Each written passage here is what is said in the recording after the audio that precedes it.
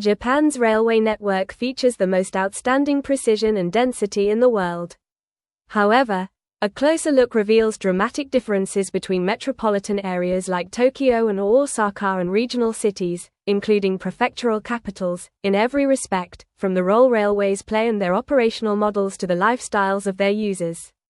In this video, we will analyze the current state and challenges of Japan's rural railways, contrasting them with those in metropolitan areas, and discuss some strategies to improve their financial condition in the future.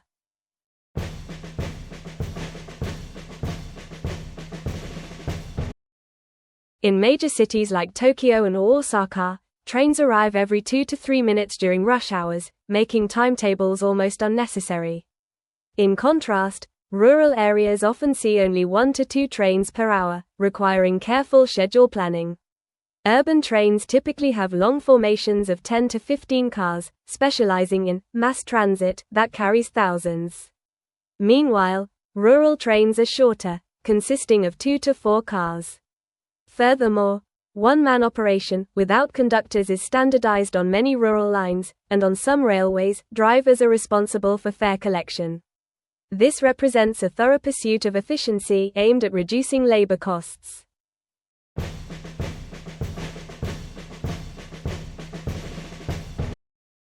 In major metropolitan areas, railways serve every segment of society, including commuting employees, students, shoppers, and tourists. Railways form key parts of daily life, with towns developing around stations. Meanwhile, many regional cities transitioned to a car society since the 1970s. Since most adults choose private cars for door-to-door travel, railways tend to be used primarily by high school students without licenses and seniors who have retired from driving. Particularly during weekday mornings and evenings, trains are packed with uniformed high school students, while many routes during the day become nearly deserted, resembling commuter-only railways.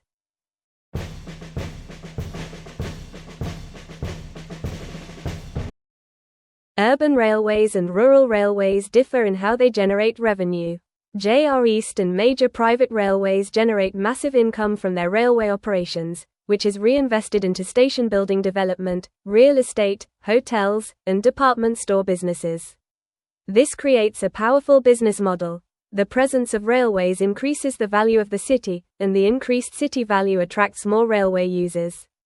On the other hand, many rural railways find it extremely difficult to achieve profitability on their own.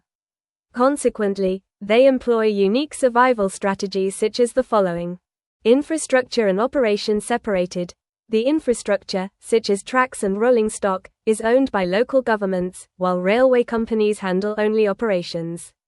This reduces their fixed asset taxes and maintenance burdens, thereby ensuring their rail sustainability. Sightseeing limited express. Since commuter demand alone has its limits, the strategy is to operate a tourist train with luxurious interiors to attract travelers from across the country. Side business. While operating a railway, it is advancing another business. For instance, Chaosha Railway in Chiba Prefecture sells its original rice crackers and naming rights for stations to local companies. Rural railway infrastructure is inferior to that of urban railways. While urban railways become electrified, many rural railways remain unelectrified and depend on diesel trains. While in urban railways, IC card and QR code payments are standard, in rural railways, staff ticket gates remain in many stations. While urban railways rapidly install platform screen doors, rural railways do not, with many old, uneven flooring stations. However, regional innovation has also been emerging recently. For instance, to reduce the cost of introducing IC cards, IT implementations that take a different approach from major cities are advancing. These include digital commuter passes accessed via smartphone apps and cashless payment machines installed on trains to enable credit card payments for rail travel.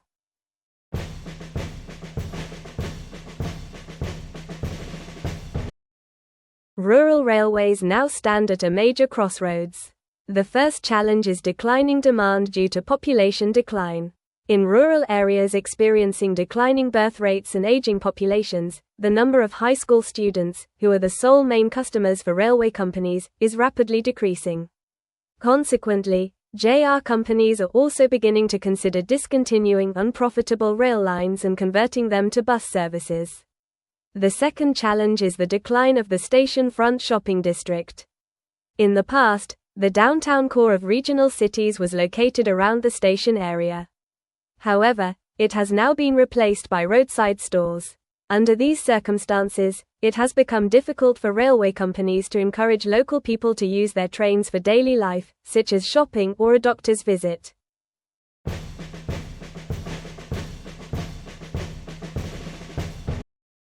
The survival of rural railways is now one of the most critical issues in Japan's national land planning.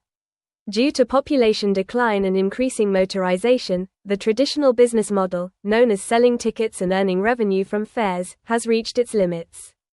That's why we propose 5 strategies for rural railways to survive and thrive in the future. Separation of operations and infrastructure. Local governments and public agencies take responsibility for maintaining infrastructure such as tracks, station buildings, and rolling stock, allowing railway companies to focus solely on operations. This shift in responsibility helps railway companies avoid massive fixed asset taxes and maintenance costs, enabling them to concentrate fully on providing efficient and reliable services. The key lies in whether the entire community can agree on a system where railways are redefined not as corporate products, but as public goods, like roads and parks, supported by public funds. Reintegration of daily transportation through mass.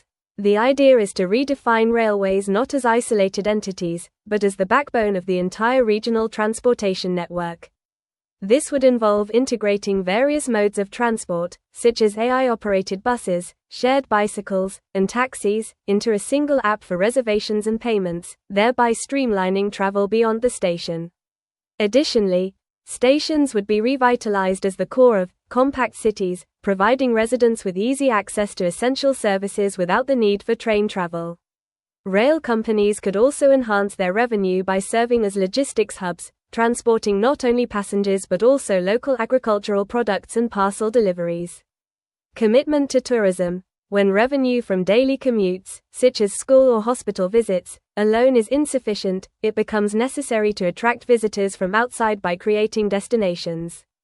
For example, operating tourism trains, such as a steam locomotive, where the ride itself becomes the destination, not just a means of transportation, can be effective. Additionally, converting old station buildings and abandoned railway lines into tourist attractions can draw not only railway enthusiasts but also general tourists. Furthermore, rail companies can make the most of the unique, unspoiled landscapes found in rural areas to promote Japan Rail Pass usage among overseas tourists and attract foreign currency. Cost reduction through fundamental technological innovation. Railway companies should pursue cost reductions by adopting technologies suited to regional needs rather than replicating the technical systems of major cities. For instance, to reduce labor costs, they should introduce automated driving on sections with few level crossings or on dedicated tracks. They should also remove overhead wires and transition to rolling stock powered by hydrogen or high-capacity batteries, significantly cutting maintenance costs for electrification equipment. Furthermore, they should eliminate ticket window operations and fully transition to QR codes and smartphone payments, enabling station automation. Transition to bus rapid transit systems, abandoning rail operations, like the JR Ofunato line in Iwate Prefecture, and converting the track bed into a dedicated bus corridor for a bus rapid transit system is a viable option. Buses maintain railway-like punctuality while offering the flexibility to stop at locations beyond stations, such as hospitals and schools, with significantly lower operating costs. This transition does not eliminate transportation but signifies an evolution toward more convenient transit, which should be acceptable to residents. For rural rail lines to survive, the most crucial factor is unified cooperation among railway companies, local governments, and residents. Railway companies should become partners in solving local challenges, not just providers of transportation. Local governments must place railways at the heart of community development and not hesitate to provide financial support. Residents need to ride the trains consciously to support the company's operations. The future of rural railways depends on whether they can transform from mere transportation into a regional platform where local energy, information, logistics, and community converge, thereby finding the true value.